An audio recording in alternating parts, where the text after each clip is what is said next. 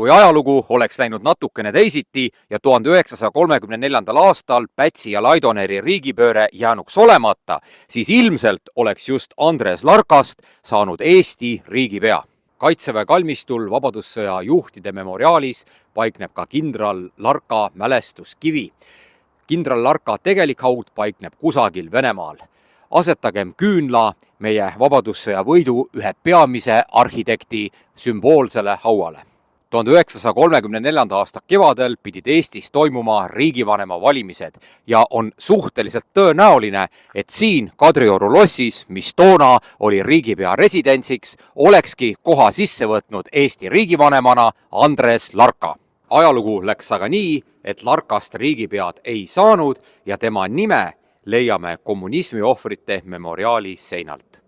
Kommunismi ohvrite memoriaali seinalt näeme Andres Larka nime all nime Johannes Larka. Tegemist on Andrese noorema vennaga ja nii nagu Andrese represseerisid kommunistid ka tema noorema venna. Aasta 1879. Just siin Pilistveres, Kabala mõisas, Veskimäel sünnib Andres Larka. Kindral Andres Larka tuli siia maailma aastal 1879. Samal aastal sündis ka meie teine Vabadussõja kangelane Ernst Põder. Ernst Põder on siis see, kellega Larka organiseeris ka Kaitseliitu.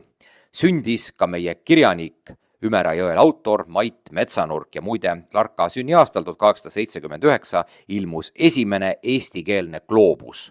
Kui Andres Larka sündis, siis tema sünnikoht kuulus Viljandimaa koosseisu. Tänapäeval on see aga Järvamaa koosseisus.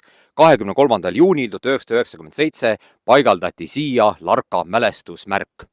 Nii üllatav kui see ka ei ole, siis kindral Andres Larka täieliku elulugu polegi eesti keeles tänase päevani ilmunud ja ehk mahukaim tema kohta väljutatud teos on 1934. aasta valimiskampaania käigus üllitatud väike brošüür, mis tutvustab Andres Larka elu ja tegevust. Ja see brošüür lõpeb siis niimoodi. Tagakaanel on selline tekst. Eesti mees, Eesti naine. Hääletades kindral Andres Larka poolt kindlustame rahva oktoobrikuus suurvõitu ning hävitame lõpulikult erakondade sahkerdused. Ajalugu oleks võinud vabalt minna nii, et Andres Larka perekonnanimi ei oleks olnud mitte Larka, vaid koguni Lärka. Asi oli siis selles, et Andrese isa oli Jaan ja Jaani vanemad olid omakorda Jaan ja Mari Lärka. Räägime tuntud isikutest, kes on perekondlikult või suguvõsa kaudu kindral Larkaga seotud. Kõigepealt mainime Jüri Losmanni. Jüri Losman oli meie tuntud pikamajooksja. 1920. aasta olümpiamängudel saavutas ta maratoni jooksus lausa hõbemedali. Jüri ema oli siis Mari Losman, sündinud Larka ja tema oligi siis Andrese õde. Ja teine tuntud isik Larka suguvõsas on endine Riigikogu esimees ja praegune Riigikogu liige Henn Põlluaas. 1939. aasta sügisel pingestus rahvusvaheline olukord väga kiiresti. Nõukogude Liidu diktaator Jossif Vissarionovitš Stalin surus Eestile peale niinimetatud baaside lepingu. Mida arvas baaside lepingust kindral Larka? Andres Larka kolmanda abikaasa nimi oli Helmi Veronika Larka ja tema oli siis endise Riigikogu esimehe Henn Põlluaasa vanatädi. Ja see Helmi Veronika on rääkinud Henn Põlluaasale siis niimoodi.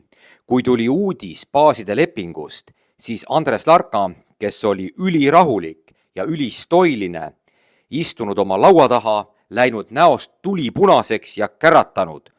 Kurat, vastu oleks tulnud hakata. Nii mitmedki ajaloost huvitatud inimesed on arvanud, et kui 1934. aastal oleks Andres Larkast saanud Eesti riigipea, siis tema poleks 1939. aastal Nõukogude baasivägesid Eesti Vabariiki mitte lubanudki. Näiteks toome Olev Kasaku. Tema on Võrumaa mees, kes 1941. aastal 15-aastasena Nõukogude Liitu küüditati. Ta on meedias kirjutanud palju ajalooartikleid ja tema on hüüatanud näiteks niimoodi. Kui Andres Larka oleks saanud riigivanemaks, siis poleks Punaarmeed ilmaski Eestisse sisse lastud. See on täiesti välistatud. Ilmselt üheks suuremaks komplimendiks Andres Larka isiksuse omadustele on see, et kui 1940. aasta suvel olid kommunistid ta arreteerinud, siis Larka ülekuulamistoimikusse on märgitud Larka kohta niimoodi, et ta on kõlbmatu koostööks ja värbamiseks. Andres Larka on Eesti Vabariigi üks 3 esimesest kindralist. 12. märtsil 1918 ülendati ajutise valitsuse poolt kindralmajoriks Andres Larka ja samal päeval ülendati samuti Ernst Põder ja Aleksander Tõnisson.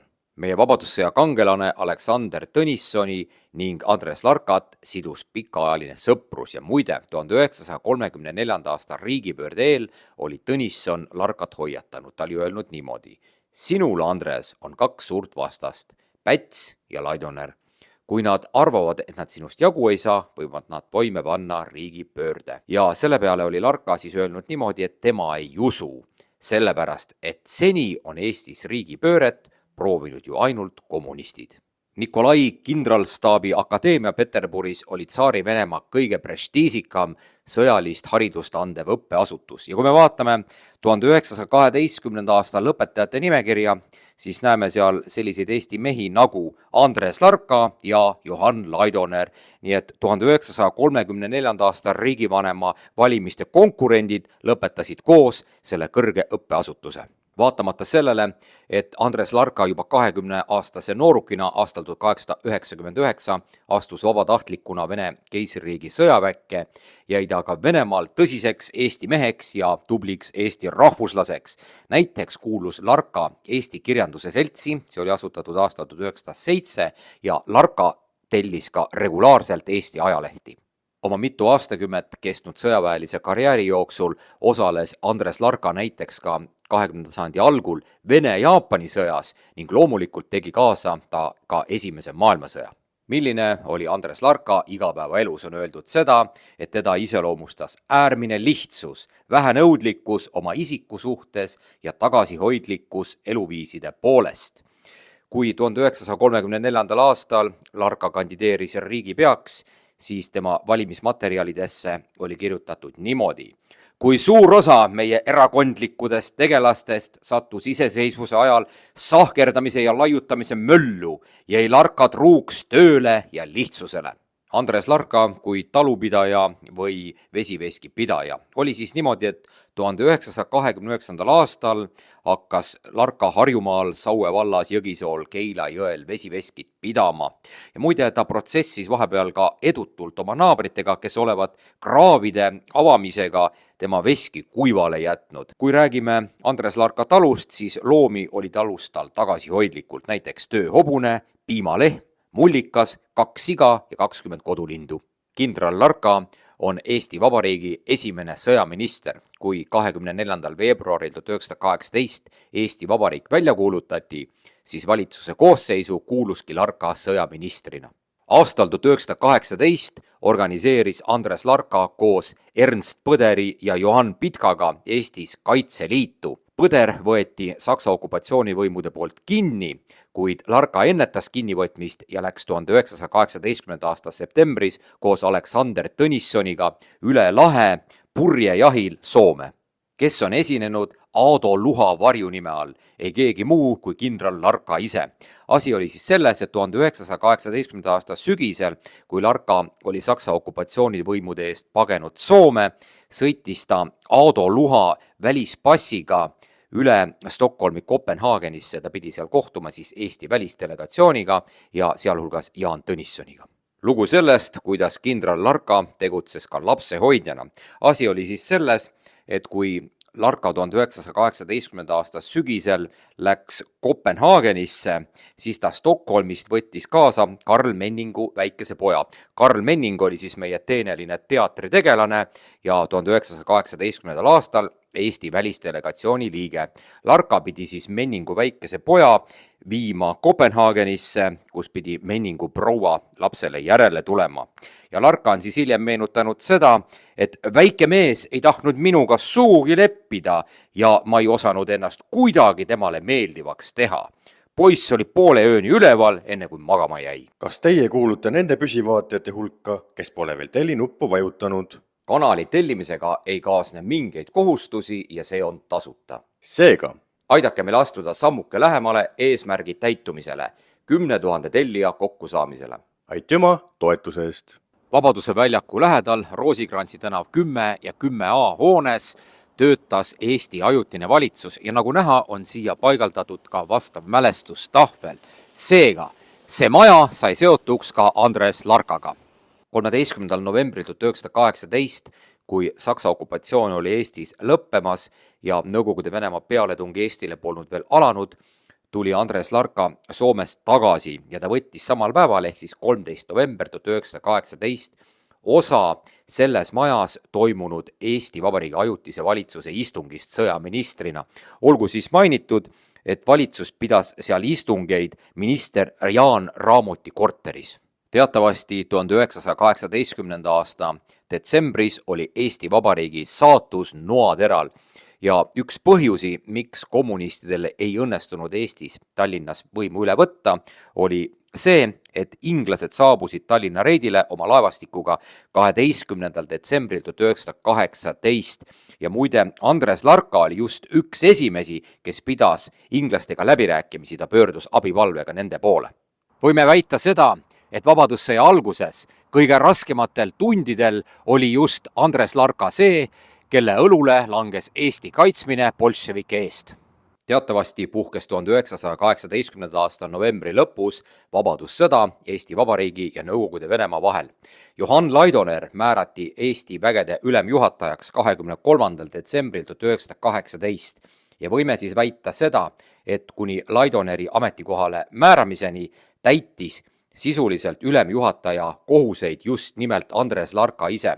Novembri lõpus määrati Larka formaalselt peastaabi ülemaks ja seega võime siis kokkuvõtvalt öelda seda, et Andres Larkal tuli Vabadussõja alguses juhtida kõige raskemaid taandumislahinguid. Konstantin Pätsil olid oma elu jooksul mitmed seosed ka Andres Larkaga. Teatavasti 1934. aastal kandideerisid mõlemad mehed Eesti riigivanemaks, kuid palju aastaid varem, 1918, olid nad koos valitsuses ning 1919. aastal andis Päts väga huvitava iseloomustuse Larka kohta. Kindral Larka oli tuntud oma tagasihoidliku iseloomu poolest ja ta ei teinud mitte kunagi juttu oma teenetest. Varsti pärast seda, Vabadussõja alguses, kui Larka oli sõjaministri ametilt viidud üle peastaabi juhi kohale, võttis tema sõjaministri ameti üle peaminister Konstantin Päts ise. 30. aprillil 1919 pidas toonases parlamendis ehk siis asutavas kogus Päts kõne, kus ta muuhulgas iseloomustas ka Andres Larkat. Päts ütles niimoodi: kuid mina olen tunnistaja, kui raskeid tundisid minu eelkäija kindral Larka üle elas. Ta istus päevad ja ööd kui lind puuris. Ühelt poolt nõuti juhatust, teiselt poolt tuli käskusid anda. Igal pool pidi ta korraldama. Abiks olid tal ainult noored adjutandid, sest kõik staabid olid veel organiseerimata. Aksel de Vries oli baltisakslasest Eesti poliitik ja ajakirjanik. Ta oli Eesti Vabadussõjas Eesti poolel sõdinud. Hiljem oli ta Riigikogu liige ja toimetas Tallinnas ka ajalehte.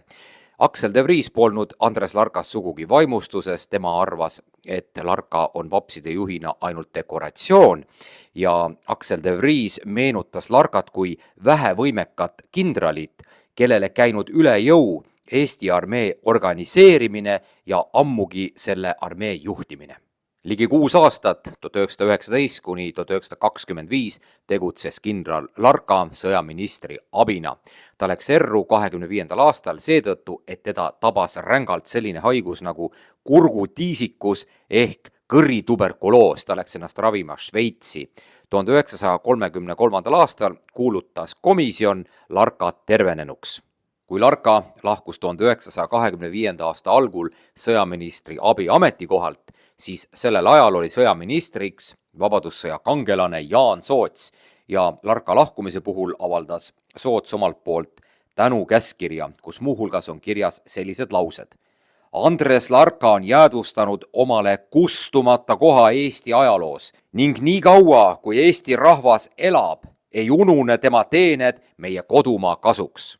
Enne vabadussõjalaste liikumise hulka astumist oli Andres Larka poliitikast suhteliselt kaugel seisnud.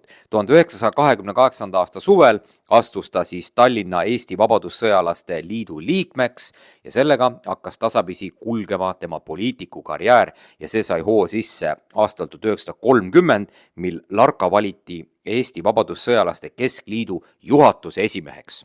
Ikka ja jälle on öeldud, et vabadussõjalaste liikumise tegelik liider ei olnud mitte Andres Larka, vaid hoopis Artur Sirk.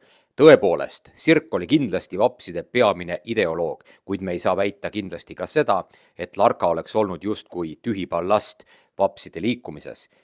Larka lõi kaasa kõikides vabadussõjalaste tähtsamates aktsioonides ja muide Larka osales aktiivselt ka 1933. aasta põhiseaduse väljatöötamises, mis rahva hulgas ka suure enamusega vastu võeti. 1930. aastal kirjutati ajakirjanduses, et kindral Larka on kõrgeimat pensioni saav Eestis sõjaväelane. Larka pensioni suurus oli 48 100 Eesti senti. Kui 1933. aasta lõpus hakkasid selguma Eesti Vabariigi riigivanema kandidaadid, siis juba toona ja tegelikult tänaseni on väga palju kuulujutte nende kandidaatide ümber. Näiteks üks on selline. 1933. aasta lõpuks olid asunike koondis ja vabadussõjalased jõudnud kokkuleppele, et esitavad ühise riigivanema kandidaadi ja selleks pidi saama siis Johann Laidoner, kuid tekkis tõrge.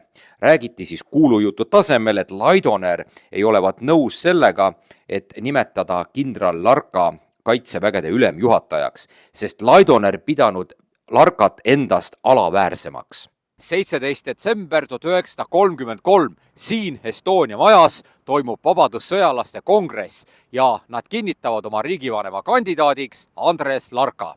17. detsember 1933 toimus siis Tallinnas vabadussõjalaste kongress Estonias ja see algas tuhandete inimeste paraadiga Koplist kesklinna Estonia teatri majja. Rongkäigus olid puhkpilliorkestrid ja see rongkäik oli lausa mitme kilomeetri pikkune.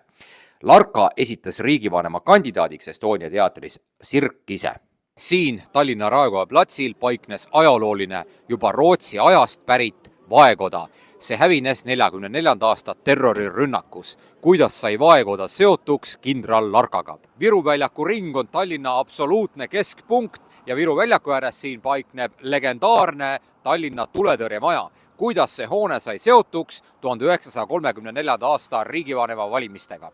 Mõlemad nimetatud hooned said seotuks 1934. aasta riigivanema valimistega sedamoodi, et kui 5. märtsil 1934 hakati riigivanema kandidaatidele koguma toetusallkirju, siis Larkale koguti neid just Vaekojas, Pätsile ja Laidonerile aga tuletõrjemajas ja on öeldud seda, et Larkale oli eraldatud allkirjade kogumiseks üks väike tuba Vaekoja teisel korrusel, kuhu viinud üles vaid üks järsk trepp.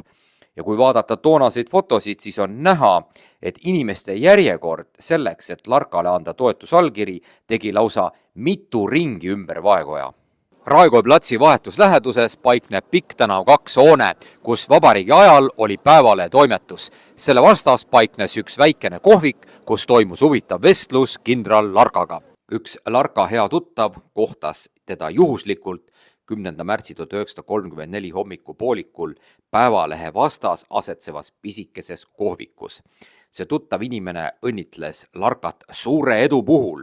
Asi oli siis selles, et Larka oli kogunud suure hulga inimeste toetusallkirju riigivanema valimisteks. Ja see tuttav inimene oli siis küsinud, et miks kindral on nii erakordselt nukker. Vastus, mille Larka andis, iseloomustab küll kõige paremini seda ausat ja vaikset töömeest. Oleksin ma aimanud, et poliitikas on igal väärikal ja vääritul kodanikul õigus teise au teotada, mustata, sõimata, valetada ja võltsida, siis oleksin jäänud edasi möldriks ja jahvatanud püüli ning õllelinnakseid. Larka võimalustest täpsemalt 1934. aasta riigivanema valimistel võite vaadata aga sellest saatest. Kindral Larka ja mainekas Eesti skulptor Jaan Koort, mis sidus neid mehi omavahel. Muide, siia Kadriorgu paigaldati aastal 1983 Jaan Koorti monument. Jaan Koort oli Eesti Vabariigi tuntud skulptor, maalikunstnik ja ka keraamik ja tema tuntud töödest võime mainida Julius Kuperjanovi hauamonumenti Tartus Raadi kalmistul ja samuti Karl Robert Jakobsoni hauamonumenti Kurgjal. 1934. aasta maikuus ehk siis varsti pärast Pätsi ja Laidoneri autoritaarset riigipööret käis kindral Larka igal hommikul poseerimas Jaan Koordi juures valmistatava kuju jaoks. Nõukogude ajal ilmunud Jaan Koorti monograafiast võisime lugeda tema avaldatud teoste hulgast siis, et 1934. aastal valmis Koordil kipsist mehe pea ja sinna oli pandud siis sulgudesse modelliks A. Larka. Larka oli nõukogude ajal siis põlu all ja seesama modell A. Larka oligi Andres Larka. Siin on Tartu maantee ja maja numbriga 50. Omal ajal paiknes selle krundi kohal hoopis niinimetatud sõdurite kodu ja sõdurite kodu oli just selleks hooneks, kus 1936. aastal peeti vapside üle kohtuprotsessi ja just selles majas mõisteti vangimajja kindral Larka. Saatuse teed on ikka äraarvamatud.